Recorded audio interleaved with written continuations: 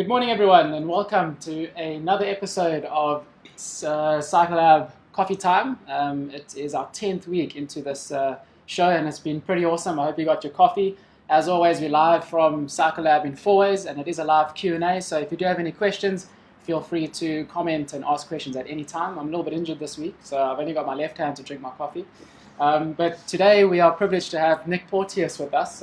He is from Oakley, which is quite special. It's an amazing brand. Nick, thanks for joining us. No, thanks, and only a pleasure to be here. Today we're chatting about glasses, and glasses have become a fashion statement. They've become very pricey, and there's a wide range of different types of glasses you can actually get. But before we go into that, can you give us a little bit of a background of where Oakley's from, how it's developed over the years? I think that's quite important to where we are today. Yeah, 100%. Look, so Oakley, first of all, started off with Jim Gennard. He started the brand, and over the years developed it. It was started predominantly as a sports brand, which most people today still know it as a sports brand, although in fashion, we in optics with the opticians. They do scripted lenses and stuff. But ultimately, it started as a sports brand, made for cyclists, developed on from there. Was then bought over by a company called Exotica. Exotica own a number of other brands, Ray-Ban, Vogue, brands like that, etc. And since obviously being taken over by Exotica, it's just growing and growing. They're obviously putting a lot of their expertise into it, especially with lens technology, etc. So yeah, the brand's just growing and growing all the time. Unbelievable. So, I mean, glasses have become a very important part of dressing when we get ready to go for a ride. Why has that happened over the years? Is it just a fashion statement, or is it something that people actually need while they're out cycling? Yeah, so obviously a pair of glasses, like a jawbreaker, like you're looking at there, for example, this started as a safety. It was made for safety. It wasn't just made for, let's put a cool white and red thing on my face. It was made for safety. You want to protect your eyes from the elements. If you're going down a Tour de France pass at 70k, 80k's an hour, like these oaks do these days, dirt, stones, even the rain, all those kind of things flying off the road are going to go into your eyes. If something hits your eye at 60k's an hour, it's going to cause damage. You're going to not see and you're going to crash. So that's where it started out, as it's to protect your eyes. Okay. Ultimately, like anything these days, it just became a massive fashion statement, and that's why there's all these funky colors and different sizes, different options. It's just exploded from there. Amazing. So I mean, if I walk into Cycle Lab, for example, there's a whole different range of shapes and sizes and kind of models for cycling in particular. What model of glasses should people be looking at in terms of cycling? Well, so basically, like I said, you're looking for something for protection. A lot of guys are going to come in to buy something, and it's like, oh no, I want that white pair, or I want this. But they're looking at it from a fashion point of view. Okay. I think the first thing that needs to be looked at is in terms of coverage of the eyes, coverage of the face. In cycling, you'll see all the cycling pieces are big. They seem to be getting bigger and bigger all the time. That is ultimately not it's not a fashion statement as such. It's more a protection thing. So if you're looking at that pair that you've got in your hand there, for example, the flight jacket. So this is called the flight jacket. Flight jacket, yeah. Okay. So here we've got the jawbreaker that I've got here. You can see the coverage on my face. It's covering everywhere. Right, there's nothing going to get in or past around the lenses. I've got full coverage on my face. The flight jacket, what they've then done then is they've basically taken the top of the frame off. Reason for that is to be a bit more in line with your helmet. So if you look at this model here, the flight jacket's on, the helmet's very close, fits nice and comfy, and it's also all going to depend on the person's head, how big is their head, the size, their nose, the shape, the face. It's all very different. So you have a wide range because everyone's face is different, and you want to get that different feeling. I know lots of guys, lots of cyclists that'll only wear the radar. I mean, the radar has been around forever. It's evolved slightly. Lance Armstrong used that 15 years ago. Yeah, exactly. So Well, it's 20 years evolving ago. and evolving Yeah. all the time. But ultimately, the guy walking in here, he needs something to protect his eyes. Okay. It's a fashion statement, yes, but he wants something to protect his eyes, and that's where you want to look for the bigger frames, jawbreakers, the Sutra, which everyone's been seeing now in the Tour de France. Ineos, Egan Bernal was wearing The Egan Bernal Sutra. pair is what I call it. Yeah. So this particular model in my hand here is the Sutra Small. So it's actually now a smaller version of the Sutra. Okay. Yeah. So, which is quite nice for small guys like you and I. Yeah. We can't, this big thing on our face, it doesn't really fit correctly. So now the Sutra Small will fit us a lot better. And in terms of when we're talking about protection, I think one thing we need to touch on is that a sunglass is not, like I said, it's not just made to protect yourself from the sun, but also from the elements, like I mentioned, stones, Okay. Anything, mud flying, in a mountain bike race, mud flying off the guy's wheel in front of you. Something to mention there is that Oakley lenses, they're made from a material called plutonite, which is extremely, extremely strong. Is that from the moon or something? Or It might as well be from the moon. do That's they how dig strong it is. far down to get there? Yeah, exactly.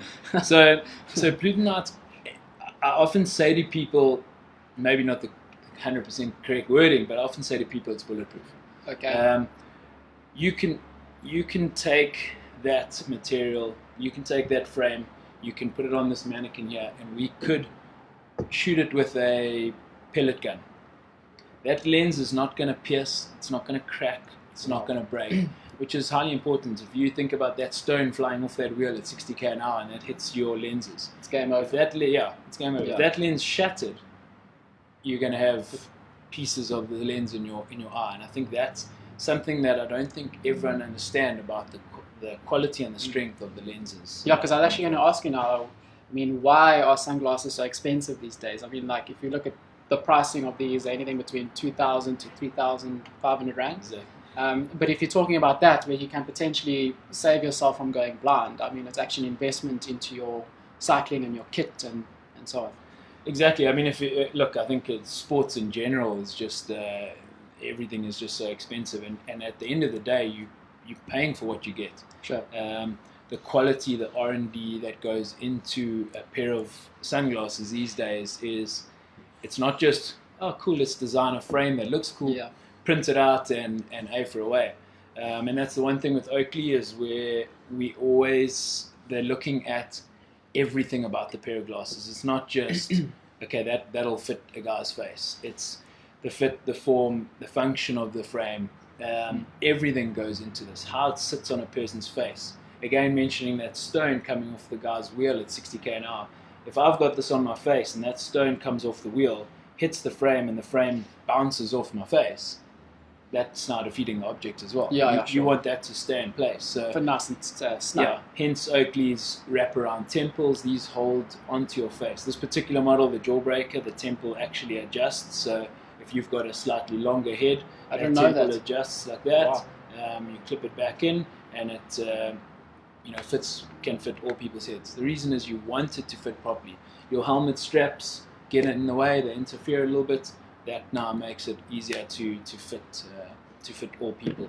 Brilliant. So, I mean, you were talking about riding in mud and mountain biking, and glasses and your helmet can get quite dirty sometimes. And I mean, if you take a cloth and you wipe your lenses, they're going to get scratched. Is there any recommendation you have as to how you can clean your sunglasses in a safe way that you're going to make them last longer? Yeah, definitely. So mountain biking obviously is a difficult thing. I mean, I've destroyed many a pair of Oakleys in a muddy mountain bike race. Mud on your eyes, you wipe it with your glove, and there goes the lens. The best thing to do, what I do after a ride, long ride, sweating all over my frame, sweated on the inside of the lenses, literally just run it under the water. Okay. Soap, hand soap in the bathroom, some soap in your hands, wash the frame under, dry it off, let it dry properly, and then use the cloth, the cloth bag that these all come with. Okay. You just use that to wipe your to wipe the water off. If you want, so a lot of the optometrists these days have a little bottle of product in them, and they call it anti-fog. Okay. Really cool for definitely for sports use. So you just spray the little anti-fog chemical into the lens, wipe it, and throw away. A big no-no is any sort of alcohol-based chemicals, that type of stuff. You don't want Will to that actually rub the paint off, or the color? Or? Yeah, so alcohol, I mean, as we know, it's strong, so it's Yeah. gonna destroy the plastics. It's gonna damage the lenses if it's a strong-based alcohol solution. You don't want to be cleaning your frames with anything that has a high alcohol content in it. So keep it simple: water, Soap and water out the soap and bathroom, water. easy. And then the little cloth it comes with. Yeah, the little cloth bag that you buy that comes with your Oakleys, you just wipe that. Awesome. Now, like another topic people are kind of not sure about is the different types of lenses. I mean, we spoke about photochromatic, we spoke about prism lenses, we spoke about polarized lenses. Can sometimes become a little bit confusing. Can you just maybe break it down in the simplest form? Look, it's hell of a confusing, and I think most people that have been, I mean, I've got customers that have been selling Oakley for 10 years, and I'm still doing training with them, on a sort of a yearly basis. I kind of give them an update on the training. Yeah, there's actually a question that came in now from Gareth. He's asking, what is Prism? So cool. We're going to answer that question right now. That's exactly it. So, a couple of years ago, Oakley developed this thing called Prism. We always had these cool colored lenses, iridium coated lenses. The iridium coating basically is just putting that color, that shine on, and it's blocking out the UV light. Oakley lenses are UV protective, obviously. That's what they mean. They are 100% UV protective. Okay. I think that's important to know. Whereas the other frames other manufacturers can be lower grades of that UV protection. But ultimately, so Oakley developed a thing called Prism, and everyone gets very confused because what is Prism? Is it something I can see? Is it something I can scratch off? Is it what exactly is it? So Prism is the technology within the lens. So it's not the cool coloring. It's technology within the lens. There's some R&D that's gone into it. Big R&D that's gone into it. So they started in the beginning. They started simply with things like Prism Road, Prism Golf, and those sort of features in the lens. So the best way to explain Prism in the simplest way would be that Prism enhances what you're looking at. So you can imagine if you're standing on the tee box on a golf course, you're looking down the fairway, there's all the contours of the fairway, there's a bunker off to the right, there's trees off to the left, the greens down there in front of you. Standing there with the naked eye, you're seeing a little bit of a blur. The sun's shining into your eyes, it's a little bit hazy, a little bit blurry. What Prism does is it enhances those contrasts. So you've got the fairway, for example, is it's a lower cut grass than the rough is, so it can sometimes be a little bit greener than the rough. Maybe the rough's a little bit dead. It's a bit brown, especially in winter in Joburg. So you're getting now what Prism does is it enhances those colors, so it makes everything pop out. I've actually noticed that. I've taken off a pair of good quality sunglasses. It could have actually been the pair of Oakleys I've got, and it's almost like. It's almost like the colors went dull, like in a way. It's like, so is that kind of what you're talking about? 100%. Okay. So it makes the colors, it pops the colors out. Wow. So that is what Prism ultimately does. It's technology within the lens that pops out those contrasts, and that's why you see all the different options. So we've got this particular one in my hand here, Prism Trail. So Prism Trail, obviously made for mountain biking. Mountain biking, as most people would note, you're in and out of the trees, you in the forests. There's changes in the light that you're seeing. So that's why the Prism Trail is quite a light lens. Okay. You go into a forest with a Prism Trail lens, and it's gonna pop everything out. The trees. You don't want to go into a forest and suddenly you can't see anything because your glasses are super dark. So Prism Trail gives you the best of both worlds. Okay. Photochromic changes with the light, so it uses the UV light and it changes. So same purpose, you go into the trees, the photochrome is now going to lighten up, the lens is going to get lighter, you're going to be able to see. Do you get a photochromatic Prism lens? No. So No, okay. photochromatic is standalone. It's standalone. Yeah, that's standalone. Okay. What you do get, however, is Prism with polarization. Okay. Polarization. So That's a big word. now we get even more confusing. So we've spoken about Prism. It enhances what you're looking at. It enhances this contrast. It makes everything pop out. Yeah. It makes everything look brighter, better. What polarization does is polarization blocks reflective light. Okay. So not big use in cycling because there's nothing really, we're not trying to protect ourselves from reflective light.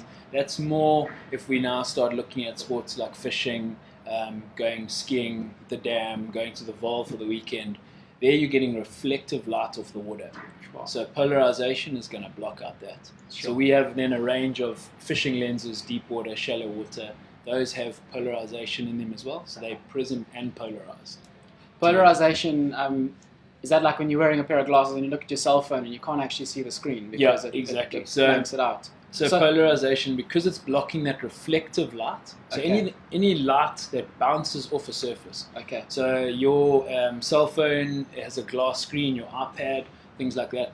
That reflective light that screen's pushing at you, the polarization is blocking that out. Okay. So therefore your screen goes slightly, which is slightly not blank. necessarily good for cycling, because also if we running on our cycling computer or our and we look down and you can't actually see it. Yeah. So Most of the cycling computers are a type of glass screen that you're going to get the same thing. It's going to blank out those screens. Yeah. Wow, so that's interesting. So you get prism polarized, but that's not really suited for cycling. No, there's a lot of guys that still want a polarized pair, but in terms of cycling, you want to stick to your Prism Trail, your Prism Road.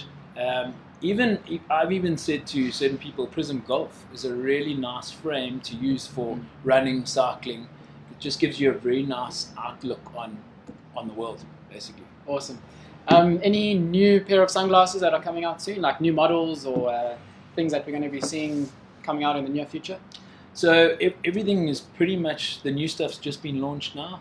You would have seen the guys at the Tour de France. Obviously, everyone knows the Sutro. Like I spoke about earlier, this is the Sutro Small. So Egan Bernal was wearing that. Slightly smaller version of the Sutro. It's literally a slightly smaller version of the Sutro, which has been hugely popular. We are also now bringing out the Sutro Light, which is basically we're taking the bottom of the frame off. Oh wow, that's cool. So again, just they're taking something that's worked and they've just added to the portfolio. In terms of lenses, there's nothing really new now. We have the Prism Road. We've added a lot to it. So this lens here, you can see here, is the original Prism Road lens. Got a bit of a pinky red look to it. Yeah. Not everyone's cup of tea. So we have done a Prism Road black lens. There's also now a Prism Road jade lens, which is like a green. It's a green color. Oh, cool. Yeah. So it gives you the same feel, the same pops out, the same contrast, gives you the same look on the road, but just a slightly different tint to it. So, cool. Yeah. There's no road or mountain bike specific other than, so you mentioned the mountain bike version of the lens, but in terms of the frames and that, are they quite generic or are they actual glasses that are kind of made for road cycling and mountain biking? So yeah, I don't exactly think when they produce the frame they're looking, okay, they're going, this is going to be a mountain bike and this is going to be a road. It's just, I think it's what's happened is it's what the guys prefer. So a lot of the mountain bikers, what they're looking at in terms of a frame is how it sits on your face. So is it heavy? Does it bounce? You're on a mountain bike, the terrain's rough, you're bouncing up and down. Does that frame sort of bounce around your face? Is it heavier? I know a lot of mountain bikers are going for the rimless frames, our EV0 range. Okay. So it's got no frame at all. It's just the lens with the temples, so it's nice and light, sits nice on your face. Runners also opt for that model. But again, I think still like something like the Radar is still very popular, right up there. Golden standard. Yeah, and Jawbreaker is one of the tie-in ones. How many pairs of Oakleys do you have? How many pairs do I have? Yeah. Too many. Good couple. Probably close to about 100 by now, I'm sure. Wow. Moving away from the glasses, you guys do a range of a whole bunch of other things, so like helmets, clothing, bags. Yeah, look, Oakley is a massive brand. I mean, it's been around for a long time. It's developed itself. It's gone right through to shoes, clothing. I'm sure you could probably get Oakley underwear these days. But helmets is a big thing, and it's a thing that so it's something that Oakley's really focused on, because again, it's a safety feature. Sure. And like I said in the beginning, Oakley glasses, they're not just a fashion statement. It's a safety feature for you, and so is the helmet. And what Oakley has done is then link the helmets and the glasses, and they often use that information that they get from the riders to develop the helmets and the glasses to fit together. Okay. How does it fit in your do your glasses fit nicely in your helmet? Yeah. I don't know if you've seen the mountain bike version, the darts. So developed with Greg Minnar, so a lot of info came from Greg, and the helmet actually has 2 clips in the back of the helmet chair, and what you can actually do is you then take the glasses and they actually clip into the back of the helmet. That's unreal. So so that's something really cool. So there's always thought going into it. It's not just, okay, let's make a helmet that looks cool. Yeah. So the helmet, glasses work hand in hand. Definitely. Technology is built together, and it's been amazing. And again, for different heads as well. So Really? It's got to fit every person's different head. The helmet has adjustments, so do the glasses, to make it all work together. Nick, we are running out of time, so we're going to have to close it off very soon. But thank you so much for coming in. Only a pleasure. Great to be here. I've learned a lot from the Prism lenses to the photochromatic to the polarized stuff, and just to give everyone out there a better understanding as to why glass is actually quite expensive. I mean, it's not just a piece of plastic and a lens. It's a lot of R&D, it's a lot of technology. Exactly. You're protecting your eyes and you're looking good while you're doing it. So, to the viewers out there, Cycle Lab still have the Tour de Cycle Lab promotion on. So there's actually you can get up to 60% off selected Oakley glasses. So head down to Cycle Lab, and there is that promotion running. A few more days left of the Tour de France. Got your predictions on who's going to take it?